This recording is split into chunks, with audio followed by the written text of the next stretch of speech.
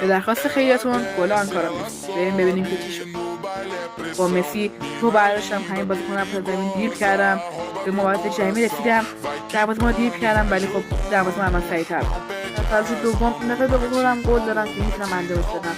از سمت راست وارد شدم، یه بازیکن رو دریبل کردم، منتظر یه موقعیت خوب بودم، اما چون که بعد دروازه‌بان رو دریبل کردیم میتونست موقعیت خیلی بد باشه. دروازه‌بان به جلو نیامد و توپ به بیرون زدم.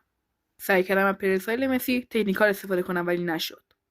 این بار هم به خوبی هرچه تمام همه کارهایی که در واقعیت انجام شده بود کردم، ولی خب جایگیریم و موقعیتی که مسی داشت واقعا بد بود. به موقعیت جریمه رسیدم، بازیکن رو دریبل کردم، ضربه رو زدم، ولی خب هیچیش مثل واقعیت نبود.